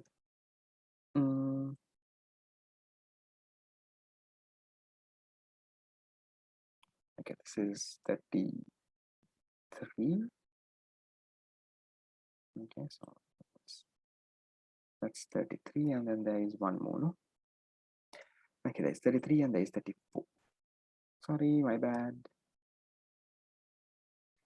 Thank you for letting me know. Okay, so question 33 and 34. We're starting with the 2013 LL paper. Okay, so which consequence of building a new railway line would be classified as a positive externality? Okay, now say they are building a new railway. Okay, out of this railway, which of this could be a positive externality? That means someone else, right, is getting some positive benefit out of it. What do you all think would have been? A reduction in road accidents, an increase in profit for railway department. Guys, okay, first thing. Now, guys, positive externalities does not mean good things, right? It means good things that happen to external parties. So now, for example, increase in profit for railway department, yes, you might think it's a positive thing, they're getting profits, but that is not an externality. That is directly for the party who is producing it. They are the ones responsible. No? So since it's the railway department, then it's wrong. Now, for example, if this said, right, if this said increase in profits for, let's say, the tea shops outside the railway, then it could have been an answer, because they're building a railway, it's the consumers and the railway department who is in charge. But the tea shop outside, let's say these small shops outside, they are externalities. They are getting benefited. Yes, that's an externality. Okay. So good things that happen to external parties, not to the producer or the consumer. So increase in revenue for tourists, increase in revenue from tourists traveling on the line. The saving in travel time. Okay, first of all, okay, increasing revenue from tourists. Now again, who is getting the revenue, guys? Hey, it's not the tourist who is getting the revenue, right? Who is getting the revenue? If you build a new railway line, right now, let's say tourists are coming and they are also traveling. Who is getting the revenue? It's the railway department. He's the producer now. So a producer or the consumer getting the benefit is not an externality, right? So third one is wrong there. Is an externality, right? Look at this. Saving in travel time by passengers. Now passenger is the consumer, right? So if he is getting benefited, if the consumer is getting benefited, it's not an external party, no guys. The consumer and the producer, any third party is the externals. The first two parties are the consumer and the producer. So passenger is getting benefit, not an externality, right? So reduction in the value of real assets located too close to the line. Yes, this is an externality, right? But why is this not the answer? It's next to your house, they start building railway lines and now it's very noisy. So maybe your real estate, your house value is falling. Why is this not the answer? This is not the answer because this is a negative externality. In your question, they're clearly asking you for a positive externality, right? Read your question. Your question is clearly saying this is an externality. I totally agree, right? But it's not a positive externality because they're asking you for a positive externality, right? This the fourth one is not the answer because fourth one is the passenger, guys. The passenger is the consumer. Get the meaning behind what an externality is. Externality is where a third party is getting benefit, someone apart from the consumer or the producer. The passenger of this railway line, he is the consumer. No? Him getting benefited does not mean it's an external benefit. It's your private benefit. Yeah, not an external benefit. So this is where it happens. Now, if you look at answer number 1, that is the answer, right? A reduction in road accidents. So the producer is the railway department. The consumer is the person who is going in the train, right? Okay, so how is it connected to this thing? Use a bit of common sense, guys. So if a lot of people are going on train, the amount of vehicles in the road is reducing. Now let's say there is a new railway line. That means maybe there's a new train that might go, right? Or more trains that might go on the same time. So more people will be traveling by train. More people traveling by train means they're traveling less in the road. So less vehicles in the road means less road accident. So now so the road accident part, that is an externality. So producer is the railway department, consumer is the railway passenger, road accidents or the people who are traveling by the road, they're an external party. But because this railway department is building a new railway line, some external party, the people who are traveling the road, are getting a benefit. That is why it's positive externality. Yes. Oh no.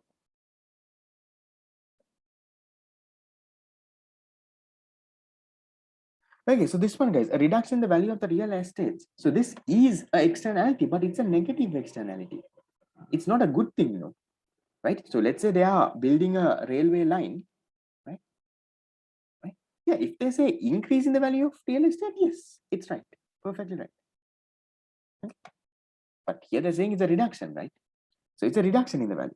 So whoever, let's say they're building a railway, maybe your house is next to that railway. Because of that, the value of your property is falling down. So it's a bad thing for you. Yes, it's an externality, but it's a negative externality. In the question, they're clearly asking you for a positive externality. So you end up with number 1.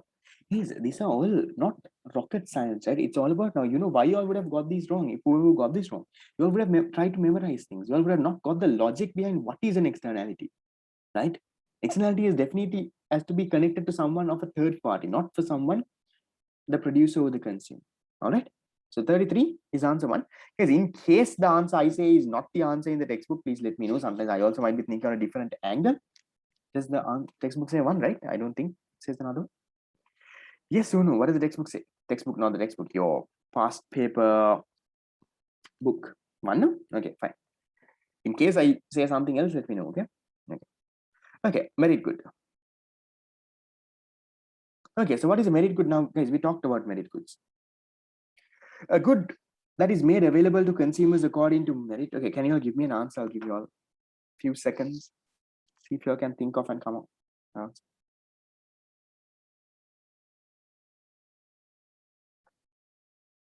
What is a merit good?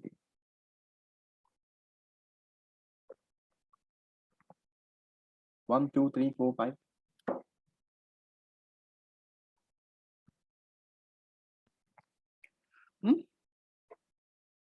Okay. Let's talk about okay. A good that is made available to consumers according to merit. What nonsense is that? There's nothing like that. Okay. Good that the government believes consumers will buy too little if it is provided by the free market. Looks right, right? Because merit goods are under-consumed, so they will consume too little. It makes a little sense. We'll see. We'll look at the other answers also. Good that the government believes consumers will buy too much. No, those are demerit goods, right? Where demerit goods is where they buy too much. So we can cut off answer number 1. Can cut off answer number 3. Okay, merit goods are not bought too much; they're bought too little. Goods, good where any benefit obtained by one consumer is extended to all consumers. Really, right? Just because one fellow benefits, does everyone else benefit? No. Maybe 1 or 2 external parties sometimes can benefit, right? So you can't say good where any benefit obtained by one consumer is benefit given to all consumers. Now, for example, let's say in this class, now education here is a merit good, right? Let's say one of you all come to class, right?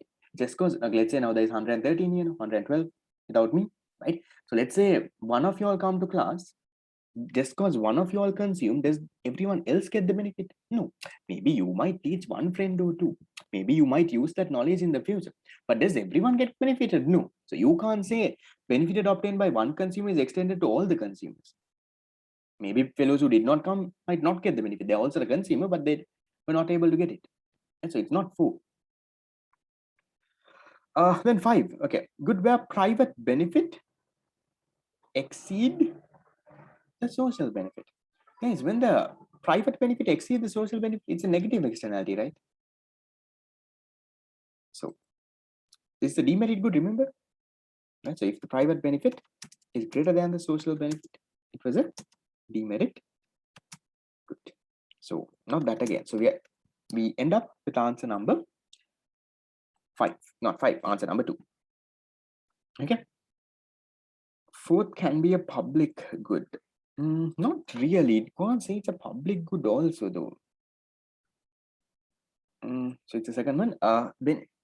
Good where any benefit obtained from one consumer is extended to all consumers. Now, for example, let's say public good. Okay, let's say clock towers, right? Just because let's say I look at the time and let's say I see the time in a clock tower, does not mean you're benefited by this. So just because I am consuming it, it does not mean it's extended to everyone. So you can't even say 4th point is really for public goods also. So it's not really a point. There is no connection there. Okay. So the answer is number These are very simple ones again. Okay, so that's 34. Then getting into 35. Okay, what is 35?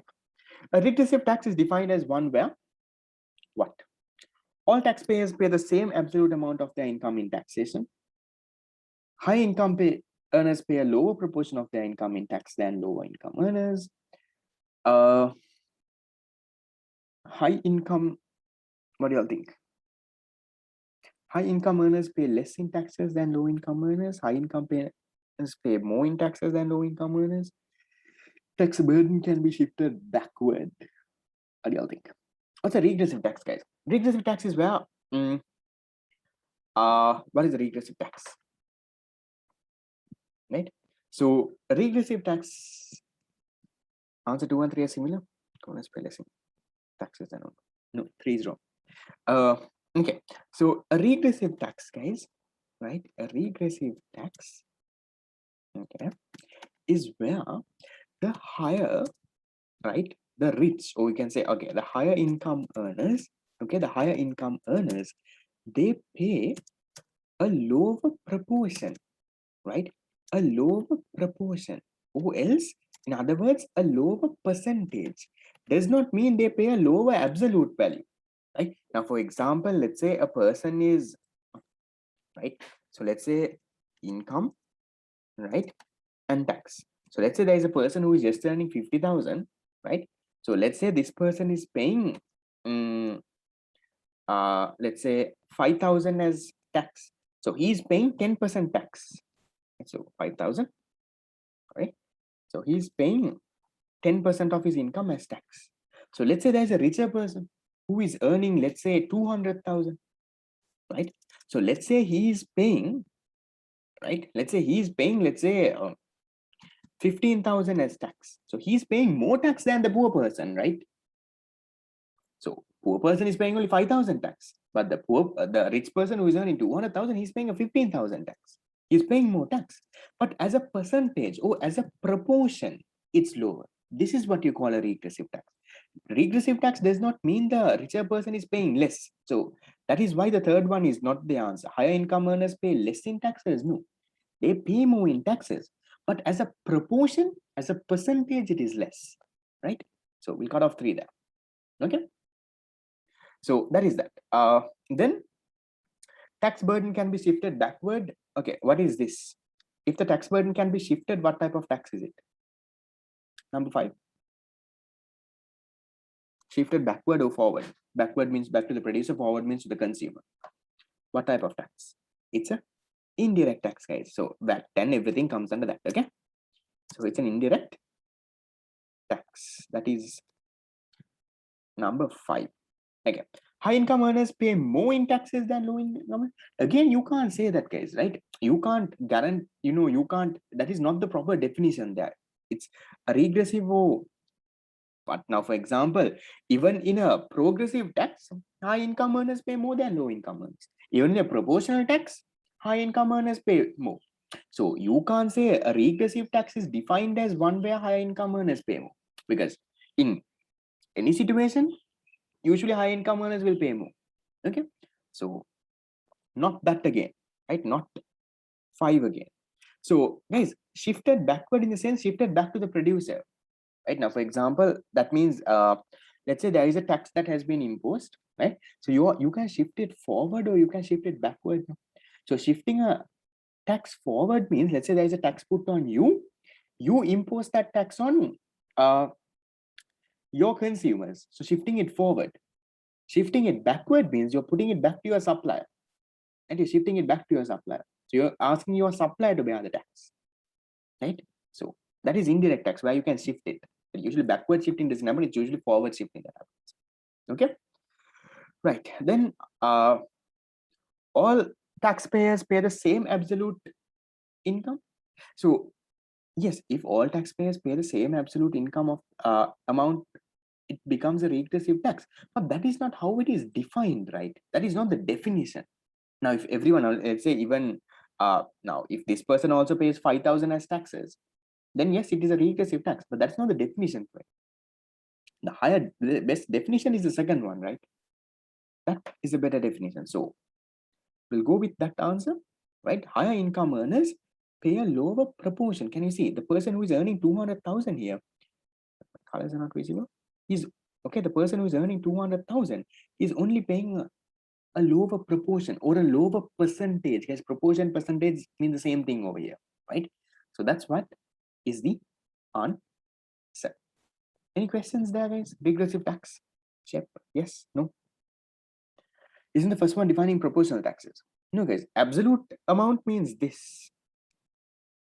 This is the absolute amount, right? So if they say all taxpayers pay the same proportion, then it is a that's a proportional tax. But if they say all taxpayers pay the same absolute amount, that means if they pay all, if all pay the same absolute amount, that means it's a regressive tax actually. But that's not the definition for regressive tax. Okay. Second one is the answer. Then the next one. That's all. Yeah. Okay. Have I missed any other question, guys? Let me check. I have the last time. 2013 regressive is done. No, next one is can't be. Right. Okay. 3 out of 3. Yes. No. No, not 3. No, there is more than 3. You actually have this, but I have put it on top of the board. That is the problem. That's why I was wondering, how did I miss a question? Never mind. That's all right. Okay. Fine. Yes. Give me a second. Let me see if I can move this.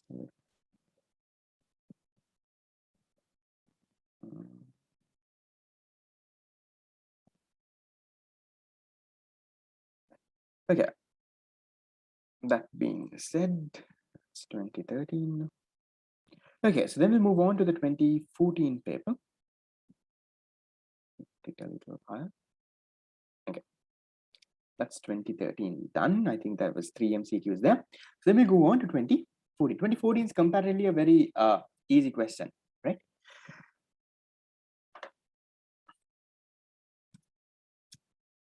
Okay, right. That is that 2013. Okay, 2014.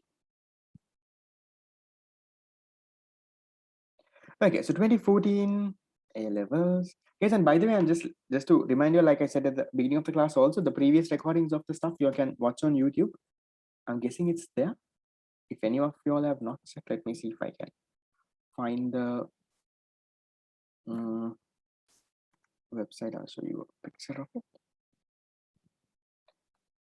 All the previous things, I think I should be able to upload unit number 7 also, which we just finished in like, let's say 2-3 days.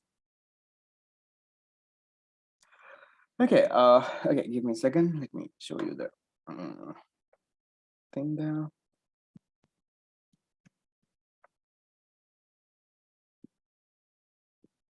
Hey guys, so on your end, right? I think everything is there on YouTube. You can watch it from your phone also. Okay, so you can go to the channel and then everything is there in order, right? So you have unit number 1, right? You have all the past papers that we've discussed, I think, like a long time ago. You have unit 2, I think 6 is also there. Unit 4, 5, no, 6 is not there. I think I uploaded 6. 6 will be available soon, right? So all the recordings, guys, are there. So you all can watch and catch up. I think 6 is uploaded, 7 I'll upload in, let's say, another 2-3 days. So we are in unit number 8. That means all the previous ones are ideally there. So make use of it, right? The past papers are very, very important. Okay. And also maybe if you all do want to support, you can subscribe as well. Okay, right. That's about that. Okay, no problem. So we'll start with 2014. Okay. Unit number 8, 2014. When will unit number 6 be uploaded? Unit number 6 I've uploaded, guys. It's all about publishing. I've uploaded a few days ago. I'll wait. We'll wait for the person to publish. And I think should be maybe by today. If our so-called IT guy is free, he will publish it today. Okay. So 2014, question 32. Examples for expansionary monetary and fiscal policy. Guys, did I do this in when I did unit number 7? I just put it because I was not sure whether I did or not. Did I do this? Yes, no. I did it. Okay, so then I'm skipping it. Okay. Didn't do? Okay, if I didn't do, okay, fine. So examples of expansionary fiscal and expansionary monetary. Okay, increasing SRR. Okay, increasing SRR is what? It is, okay, so give me answers here, right? So I'll go one by one. Okay, first one, increasing SRR, it's what? Expansionary, contractionary, what policy? It's what? Increasing SRR is contractionary monetary policy. Okay, that is that. Okay, so then the second part of it, reducing taxes, that is reducing taxes is expansionary, right? Fiscal policy. Fine. The second one, selling of government securities. Selling government securities. If you sell, it's expansionary or contractionary or what? If you sell, is it's contractionary monetary policy. Okay. Copy and paste an answer. Okay, that's contractionary monetary. Okay, then the next one, in the open market and reducing taxes. So reducing taxes is the same thing. It's expansionary. Expansionary fiscal. So in this question, guys, we are looking at an answer that gives both expansion, right? Expansionary fiscal and expansionary monetary. Okay, that is there. Then, okay, the third one, increasing in SRR. We already looked at this, right? So increasing SRR is what? It's a contractionary monetary. Okay. And then increasing government spending, it's a what? Increase government spending, increase gov spending, that's it. It's an expansionary fiscal, right? So I'm hoping those are fine. Okay, that's there. Then question number 4. Answer number 4, purchasing government securities by the central bank. So if government purchases, right, purchases government securities, it's what? It's an expansionary monetary policy. Yes, that is done. Then the next one, what? And reducing taxes, yes, expansion fiscal. So that should be your answer then, right? So we are looking at the answer that has both expansion and so we look at the next final one also though. Okay. The fifth one, increasing interest rate. So if you increase interest rate, it's usually contractionary, right? Contractionary monetary policy. So contractionary monetary policy. And then if you are going and increasing government purchasing, so if you government purchasing increases, sorry, increase government spending, that's increasing, that's expansionary fiscal policy. So that's about that, and the answer there, we end up with the fourth answer, right? They're asking you for an answer that has both expansionary, right? So where examples for expansionary monetary and fiscal, so both have to be expansionary. In which case is both expansionary? In our case, it's the fourth one, that is where both are expansionary. Okay, done. Okay, then going into 33. Okay, right now this I told you all, I explained this in question number 1. See if you all can give me an answer. The very first question we did, I explained this to you. No, not the very first one, I think the second one. Public goods are not provided by the market system because even if a cost is incurred in consumption, profit cannot be earned. Price cannot be charged and non-rivalry in consumption. Those who pay a price cannot be excluded and non-rivalry in consumption. What do you think? There are a few similar answers though, but there is a better answer. Now, for example, 2 looks similar, 2 and 3 look similar. Which one is a better one? Is it 2 or 3? The better answer?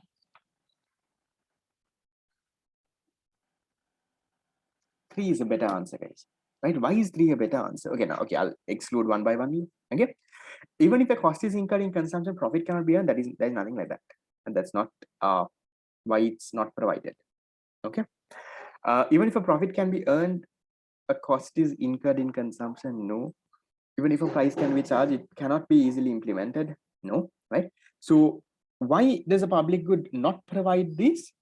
Right now, one is they can't charge a price, but it's not really that they can't charge a price, guys. Right?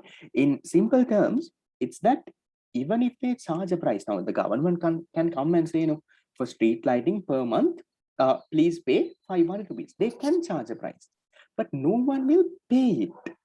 That is the problem, right? So no one is going to pay because why? It cannot be excluded, right? So that is why that happens. So we say those who do not pay a price cannot be excluded. That is the main reason. Now, price cannot be, now, yes, price cannot be charged. I totally agree, right? Usually you can't charge a price, but since there is a better answer, you go with 3, right? You can argue saying the government can, yes, put a tax in street light also. They can say to pay a price of 100, right? But still, no one will end up paying. So price can be charged, but the problem is those who do not pay the price cannot be excluded. That's the biggest problem. So 33, we go with answer number 3, right?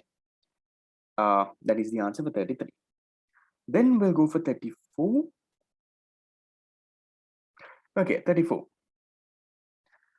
Okay, see if you can get an answer until I guess order. Question 34. What do you think the answer is? The public debt of Sri Lanka as a percentage of GDP shows a declining trend in the recent years. Right now, it's the other way around. It's actually increasing. What is the main reason?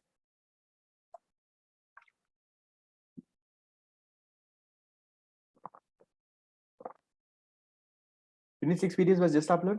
Okay, so that should be that.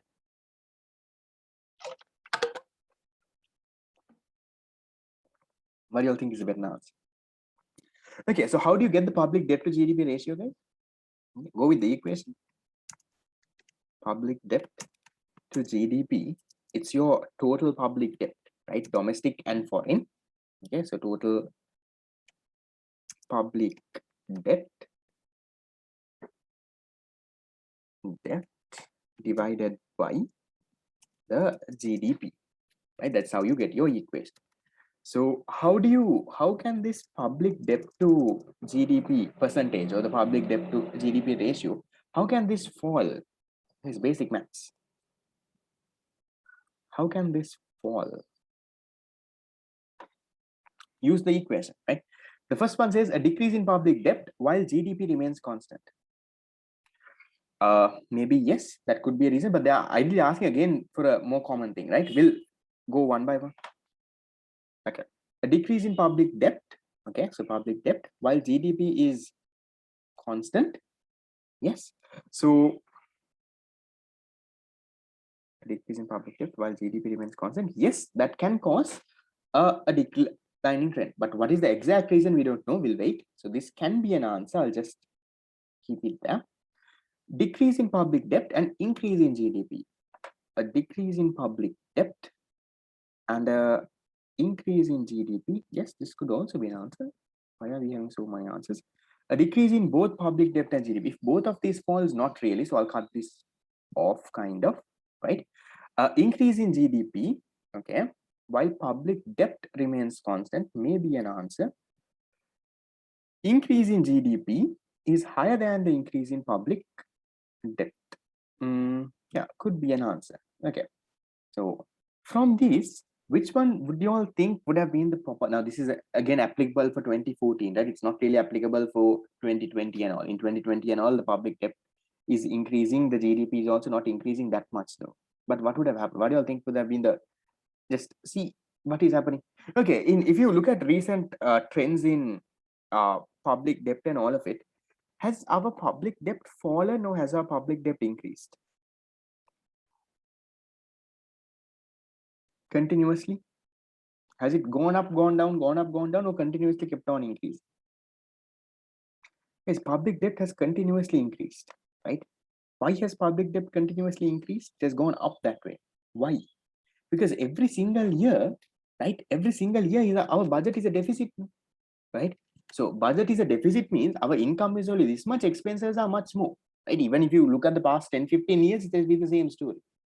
So when your expenses, right, government expenditure is higher than your income, so every single year you have to borrow, no? Remember deficit financing unit number 8. So every single year borrowing means your public debt is increasing and increasing and increasing. So what we know in reality, we know that the public debt has always been increasing, right? Because every year it's a budget deficit. But even while the public debt is increasing, how do you think the public debt to GDP, the percentage can fall? The percentage has fallen though. How? See, public debt to GDP as a percentage, it has fallen.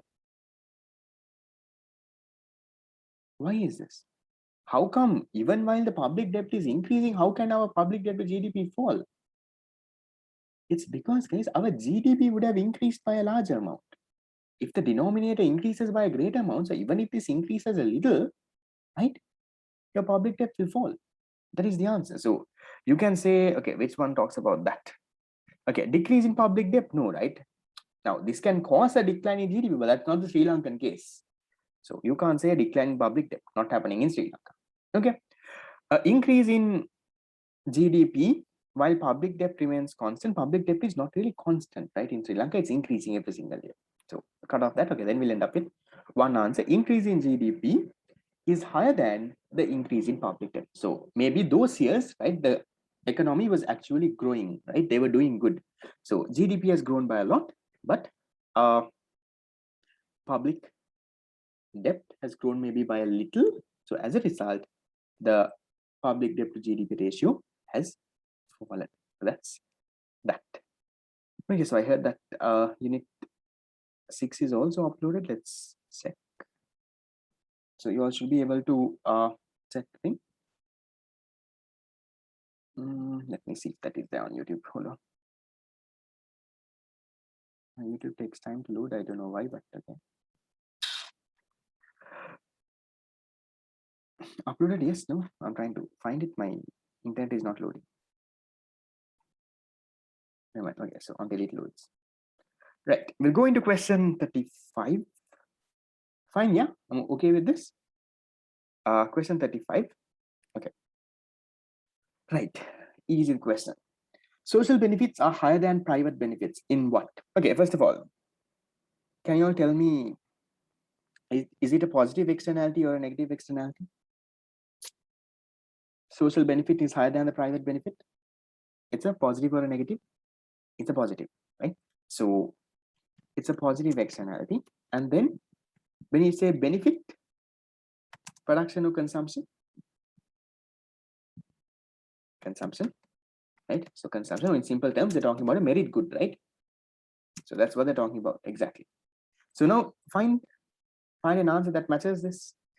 Education and health services, infrastructure and environmental conservation, ports and airport services, roads and hospital services, national parks and environmental conservation. Which one is a positive externality in consumption? Now, if you look at it, everything looks like a positive externality. Now, come on, having infrastructure, environmental conservation, yes, positive, right? Building ports and airports, yes, there can be some people who are benefited. Roads and hospitals, yes, can generate positive externalities again. But which of this is a positive externality in consumption? It's the first one, right? Education and health services. So now these can be argued that it is production. A port and port means harbors, right? Port and airport, production. Hospital can be consumption maybe, but roads, production, maybe building roads. So that is why we go with answer number 1. Okay, and then again, okay, back to the YouTube page. Okay, so YouTube unit number 6 is also there. Guys, just want to get a random feedback. I don't know, for those people who are watching on YouTube, are you all easily able to figure out the order, or is the order confusing? Can you figure the order out? Yes, I have not tried, because I know these are my classes, I know the proper order, but those who are watching on YouTube, will you all be able to figure out? Guys, okay, I'll just tell you, right? If you want to figure the order out, guys, go to the page, right? Go to the website, right? Don't just search now. For example, if you just search, let's say iTutorSL, right? on your phone or something, you get it like this. So when you get it like this, now the order can be a little messed up. See, you have 24, 23, 1, right? That is messed up. Don't watch it that way. What you do is you open the page, right? Tell your friend also who must be watching, right?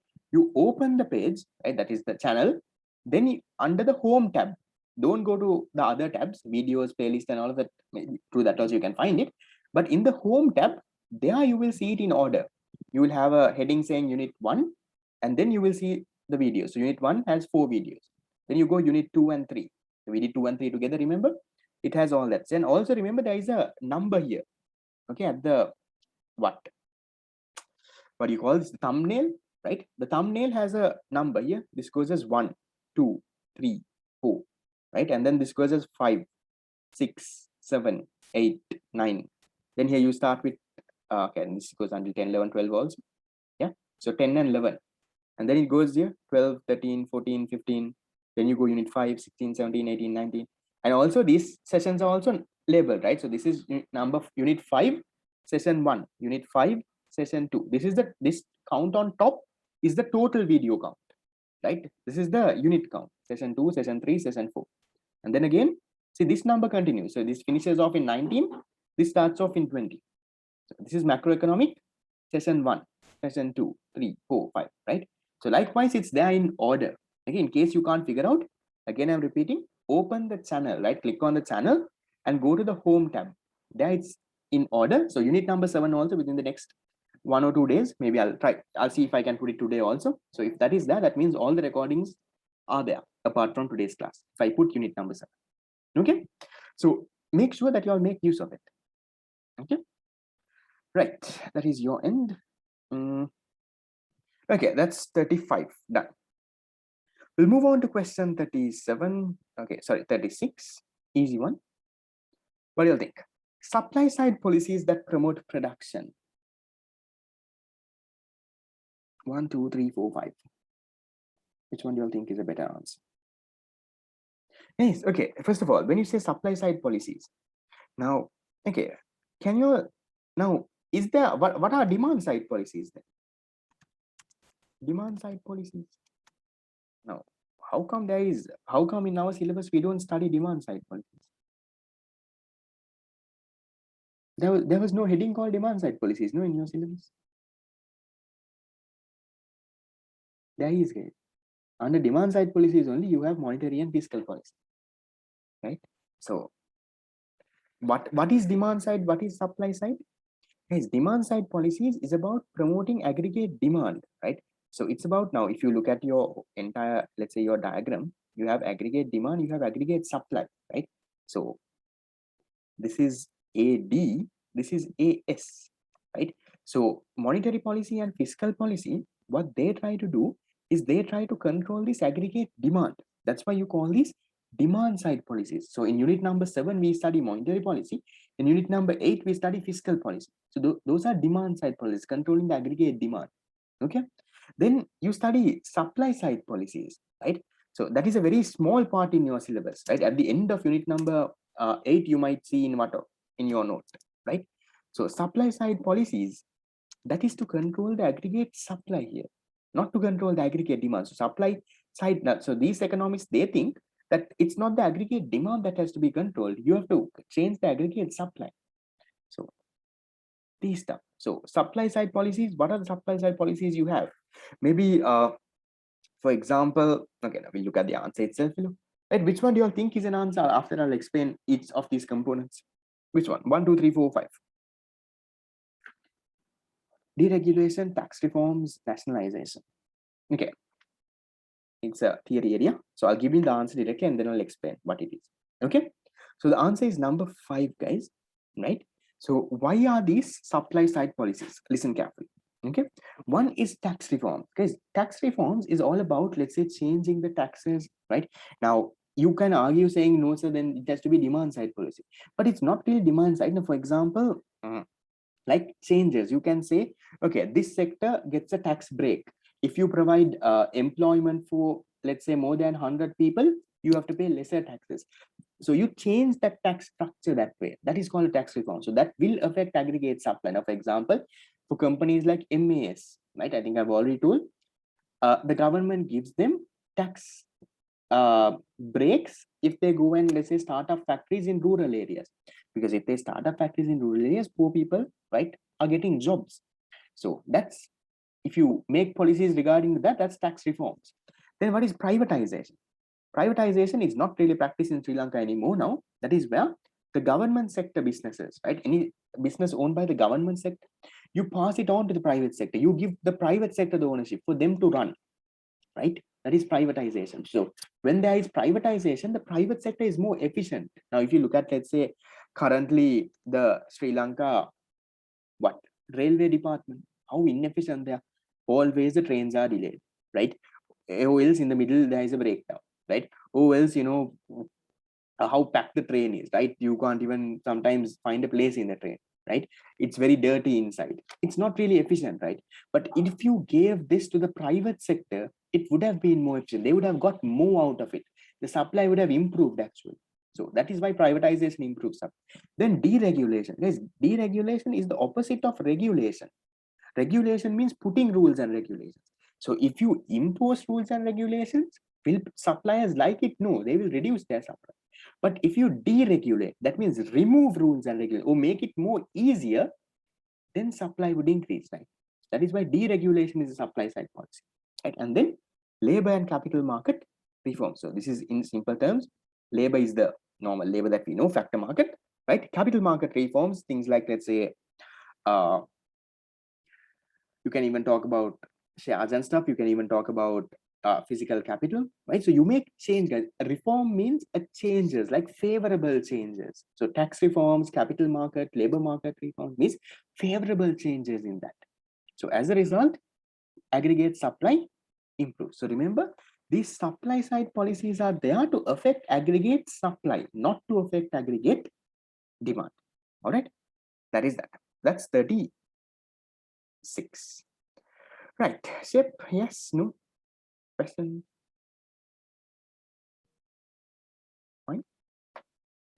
Okay. How many? Right. 1, 2, 3, 4, 5. 5 out of 5. No. Because the other answers will have something that is different. Guys. Okay. Small request. Since I started 15 minutes late, can I do the next paper also? Yes. Can I take 15 extra minutes? Fine. Yeah. Okay. Right. Okay. So we'll do 2015 also, and then I'll wrap things up. Okay. Okay. Sorry about this thing. I actually woke up late. I was Netflixing at night and fell asleep at around 2 and then actually woke late. Okay, right. So 2015. Question number 37. Which of the following does not indicate market failure? Does not indicate market. Now we looked at reasons for market failure now a lot. Which of this does not? Think. It's a little tricky. There is one answer that I would have not really told you. Yeah. Okay, so existence of monopolies, yes, market failure, right? Okay, existence of monopolies is market failure. So okay, lack of necessities such as national defense, yes. Public goods are not provided by the government, yes, market failure, right? Unequal distribution of income, yes, market failure. Yes, can you? Okay, now you end up with two answers left: excessive air and water pollution, adequate supply of public goods. What do you all think is not the reason? 2 or 4, which one is a better answer? Is it 2 or is it 4? Not a reason. 4 is a better answer, right? Come on. A reason for market failure is that they don't provide public goods properly, right? So it's not a reason, right? So if they provide adequate supply of public goods, then it will be not a reason, right? Now, for example, excessive air and water pollution, right? Now, this you can even argue because of imperfect competition, right? Now, imperfect competition. Now, for example, if you look at okay, so now this is definitely a harm, right? Now, when you don't have, let's say you have monopolies and stuff like that, right? Let's say you have a monopoly, you're the only person there. So you don't care what others, because there is no other person, right? So you might end up, polluting the environment. There's a lot of wastages, right? Because there is no competition. You can argue with that way also. So as a result, there can be excessive air and water pollution. But then the fourth one, right? That is not a reason, right? Inability to supply this one, right? The inability to supply this one is where you have, it does not indicate marketplace. But the adequate supply, sorry, inability to supply indicates market failure. If you're adequately supplying, then that does not indicate market failure. So fourth one is a better answer, right? Because third one, you can argue that it is this one. Yeah, okay, exactly. Second one, you can also, okay, good side. I didn't see that side. So second one, you can also look at the externality side of it, right? So these are negative externalities in production, air pollution, water pollution, and all of it. Negative externalities in production, market failure. Yeah. So yes, good point. I didn't see that. That would have been a better one than my imperfect comparison one. Okay. So fourth one is the answer. It does not indicate market failure. 2014, there's another question from Unit 8. Did I miss a question? Sorry, guys. Can you let me know? Question. That's the question after that. Question 2014. Can someone let me know after 35? No, not after 35. After 36, is 37 from unit number 8? Sorry, 2014, yeah. 2014. No. This is 14. I think this is from import supply. Okay, I can count this, but then okay, so I was thinking of poverty and stuff like that. So you can even, this can even go on unit number 11 and 12, guys. So shall we do this in unit 11 and 12? Because I don't want to teach you Gini coefficient and poverty right now. When we do 11 and 12, I'll teach you. Just remind me that, okay? Okay, sorry, 37. Highest growth. Okay, so growth, economic growth can also be unit number 11 and 12. But okay, never mind. Okay, so the sector that reported the highest growth rate in Sri Lanka during the recent years. Okay, again, that is relevant to 2014 year, right? So it's not really relevant to your year, but okay, so personally, I also don't know which sector would have grown into 2014. Anyone answer past paper? What does the past paper say, guys? You will not get a question like this because that is relevant to that year, right? Past paper says answer number 5. Yeah. Okay, so then there would have been a boost in tourism in the year 2014. So that is why hotels and restaurants, tourism. So it says 3. Okay, I don't know. So this may be the story then. I don't really know. So 7 years ago, this would have been the sectors that would have improved by. So it's very unlikely you'll get the now these questions you all can't learn much from it, right? But on your end, what you can do is you can go and check the central bank report and see in 2019 which grew, right? So in 2019, if I'm not mistaken, tourism and stuff fell, right? Those didn't grow because of the East Sunday bombings and all of that. But the service sector, some parts of the service sector, they actually do. I can't remember the exact things. We'll check the central bank report. It's written there. And for those in my, I think it's there in my national income accounting tutor as well. For the revision people, just see if there is a screenshot of the central bank report that should show which industries grew. Okay, that's 37. Right, going into the next one, sorry.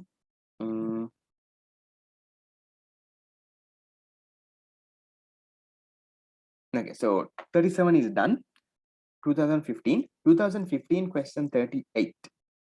Okay, so if an industry ignores the external cost it generates in production, which of the following will be true at a competitive market equilibrium output? Okay, so this is a negative externality in production. Okay, so shall we draw the diagram? Guys, you all need to know to draw the diagram. Drawing a straight line in this is the hardest. Okay, so there is the, okay, so if you are talking about cost, right, should you draw 2 benefit curves or 2 cost curves when you're drawing the diagram? Is it 2 benefit curves or 2 cost curves? 2, exactly, 2 cost curves, right? So marginal private social,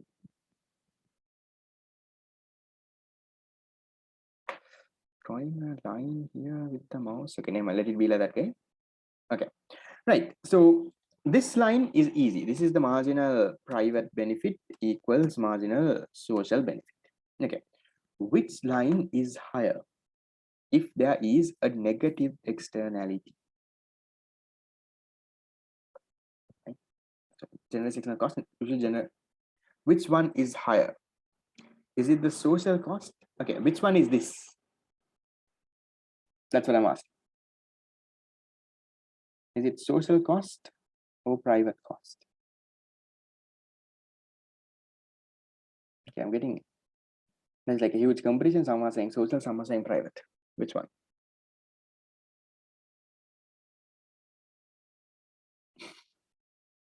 Negative externality in production.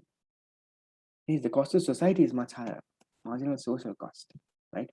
Your private cost is lower. Right? That is why there is an external cost. Okay. So what happens here is, right? In red, I will mark the free market equilibrium, right? So free market equilibrium is this, right? So they should charge, let's say, so right now in the market, they're charging price P1. Okay, so they're charging the price of, okay, I'm trying to change this. I can't. Okay. They're charging the price of P1 and they are selling a quantity of, let's say, Q1. That is the free market equilibrium where private cost equals private benefit. Marginal private cost intersects with marginal private benefit. But ideally, right, your social optimal quantity, right, is where your marginal social cost is equal to your marginal social benefit. So you should be ideally at this level, right?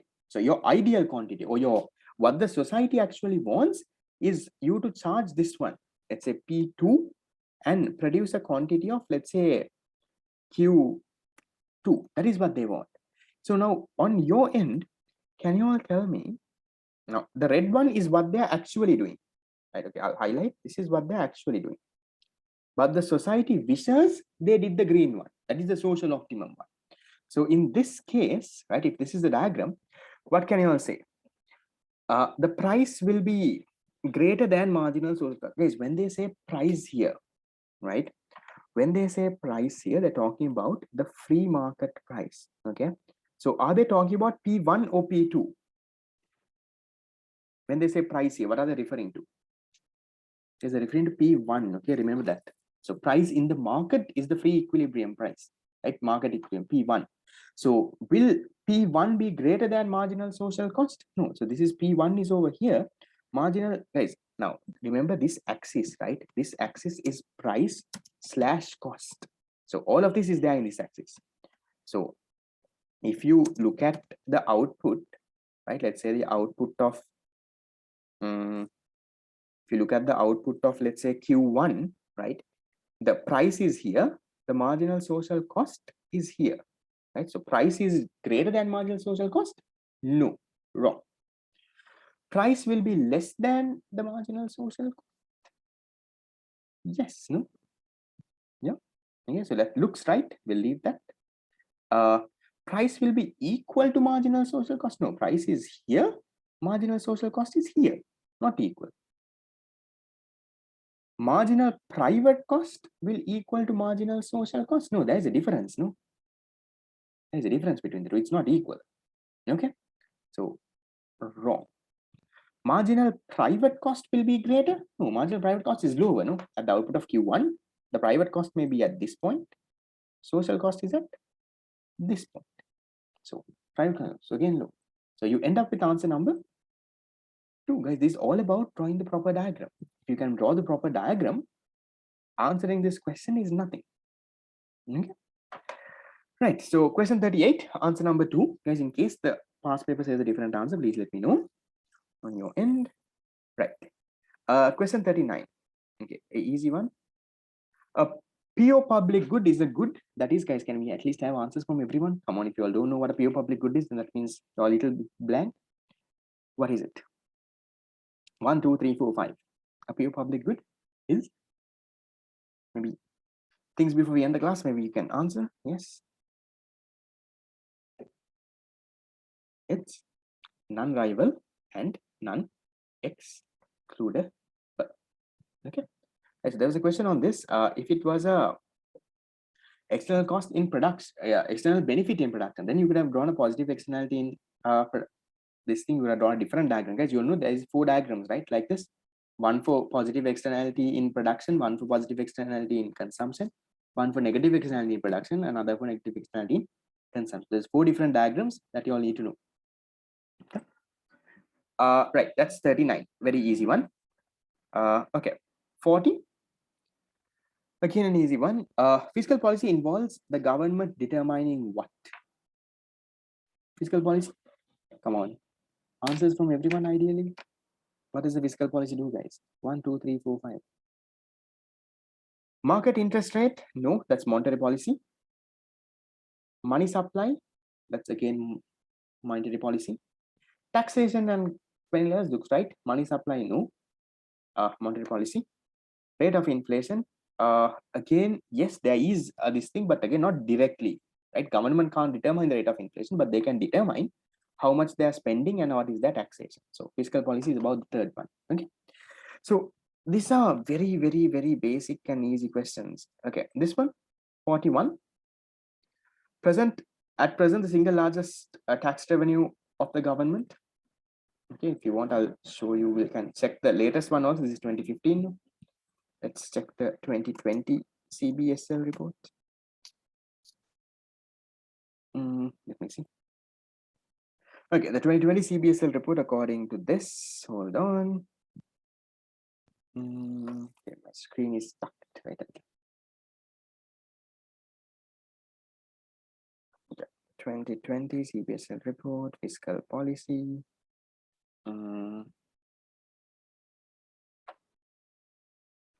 Okay.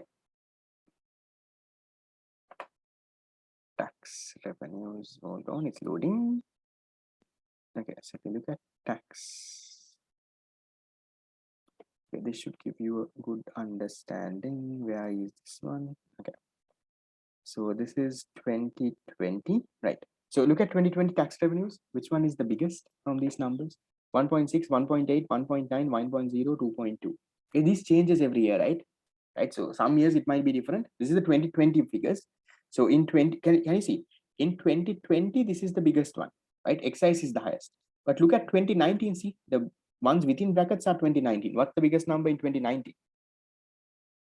In 2019, look at the numbers. Now, can you see back?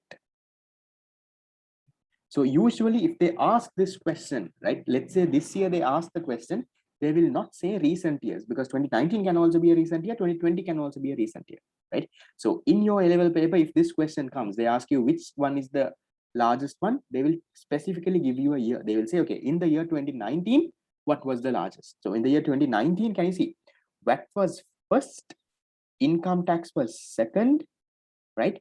And excise was third. That's 2019. Look at 2020, right? In 2020, it changed. Excise became the largest, right? Income was the second.